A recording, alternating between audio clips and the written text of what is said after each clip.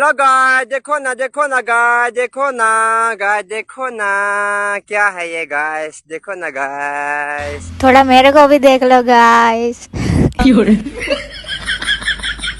સો hello, good morning guys. તો સવારમાં હું બેસી ગઈ હતી પેટ પૂંજા કરવા માટે. એના વગર આપણો દિવસ જ અધૂરો છે, તો શું કરીએ આપણે? એટલે સવારમાં નાસ્તો કરવો જરૂરી છે. ખાતે ખાતે मेरे दिल में ख्याल आया कि સવારમાં જે લોકો નાસ્તો ને એવું નહીં કરે તે લોકો કેમ કરતા હશે એમ. મને તો ઉઠું ત્યારે ભૂખ લાગી આવે એટલી જલ્દી બ્રશ કરું ને એટલે ફટાફટ નાસ્તો કરવા જ બેસી જાઉં. જો ગાઈસ મારા વાળ નથી તો બી આજે મેં ચોટલી બનાવી છે. ચોટલી બનાવી ત્યારે ખબર પડી કે મારા તો વાળ જ નથી એમ. પછી રોટલી શાક ખાઈને મેં ખાવા બેઠી સફરજન. ત્યાં તો એક બાઇટમાં તો આટલું જ કઢી રહી મેં તો.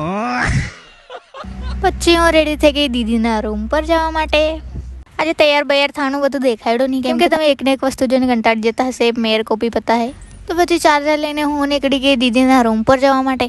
ત્યાં આવીને બહાર બેસી રહેલી હતી. ત્યાં ક્યુટ ખિસકોલી રોટલી ખાયા કરતી હતી. મારી દીદી રોજના કંઈ નવું નાખતી જ રહ્યા ને એટલે ખાવા આવી રહી. એક નાનું બચ્ચું બી હતું પણ કોઈ ઉઠાવી લઈ ગયેલું તેને. પછી મેં ગઈ હતી મારા કામ પર અને ત્યાંથી આવીને પછી અમે દીદી સાથે નીકળી ગયા આજ જમવાનું લેવા માટે. ને આજકાલ અફવા ચાલે છે કે ખબર નહીં વરસાદ આવવાનો છે એમ, જાણે કે એ બધા ખબર નહીં આવે. પણ વેધર એટલું મસ્ત છે ને મેં જરાક બીમાર છું એટલે અવાજ આવો જ આવશે. પછી 4 વાગી ગયા એટલે હું જવા નીકળી ઘરે. અને ઘરે ગઈ ત્યારે મારી મમ્મી કીધું કે મોન્ટોને લઈ આવ, તો મેં સીધી ગઈ સ્કૂલે મોન્ટોને લેવા માટે. એને લઈ આવીને પછી સાંજે ગઈ મેં દુકાન પર ગઈ ત્યારે તો આટલું મસ્ત પિંક સ્કાય જોવા મળી ગયું મને. તો બહુ જ બ્યુટીફુલ દેખાતો. એકલું પિંક અને ચાંદામામાં બી મસ્ત બ્યુટીફુલ દેખાતા હતા. પછી દુકાનથી સામાન લઈને આવી ગઈ ઘરે આવીને પીધી માઝા અને મમ્મીએ રોટલી શાક બનાવ્યું હતું તો ખાઈ લીધું. તો મળીએ કાલે, બાય. હજુ જરાક મારી તબિયત સારી નથી એટલે વ્લોગ આવ્યો છે. કાલે સારો વ્લોગ બનાવશું આપણે. બાય.